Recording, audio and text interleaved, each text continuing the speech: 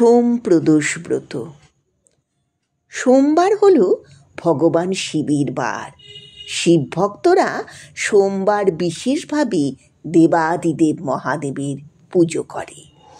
আবার প্রতি মাসের শুক্লপক্ষ এবং কৃষ্ণপক্ষের ত্রয়োদশী তিথিতে পালন করা হয় প্রদোষ ব্রত।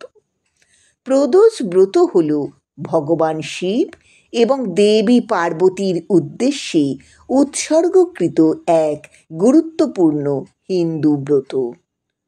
প্রদোষ ব্রত সূর্যাস্তের ঠিক আগে এবং পরে প্রদোষকাল নামক শুভ সময়ে পালন করা হয়।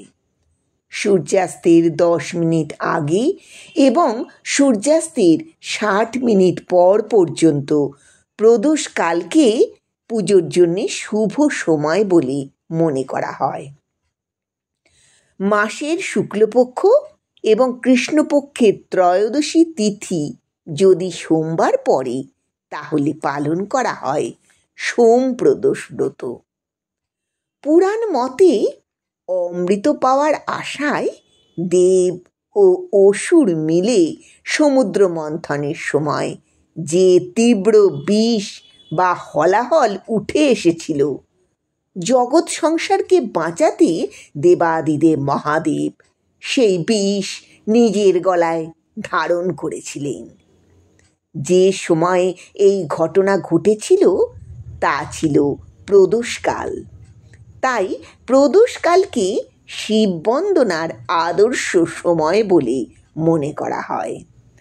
প্রচলিত বিশ্বাস অনুযায়ী সোম প্রদোষ ব্রত পালন করলে অতীতের সমস্ত পাপ দূর হয়, মানসিক শান্তি পাওয়া যায়, মনের সমস্ত ইচ্ছা পূরণ হয়, সংসার জীবনে সাফল্য ও সমৃদ্ধি আসে, অশুভ শক্তির হাত থেকে রক্ষা পাওয়া যায়, ভক্তের আধ্যাত্মিক বিকাশের পথ সুগম হয়।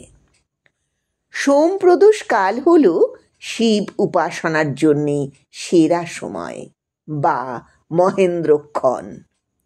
2025 সালের নভেম্বর মাসের সোম প্রদোষ ব্রতের দিন হল 3রা নভেম্বর বা 16ই কার্তিক।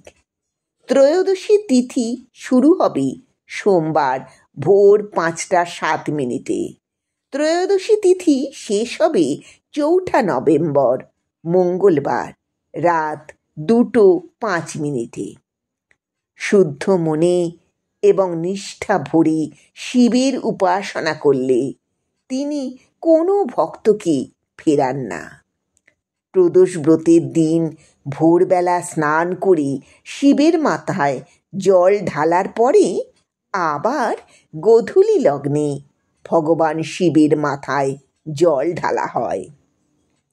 এই দিন সাত্ত্বিক আহার করা হয়। অনেক ভক্তই দুধ, দই, মধু, ঘি ও চন্দন দিয়ে ভগবান শিবের অভিষেক করেন। তারপর গঙ্গাজল দিয়ে শিবলিঙ্গকে স্নান করানো হয়। বেলপাতা, আকন্দ ফুল, ধুতরো ফুল দিয়ে ভগবান শিবের পুজো করা হয়। দেবাদিদেবের সামনে প্রদীপ ও ধূপ জ্বালানো হয়। মহাদেব তাতেই তুষ্ট হন।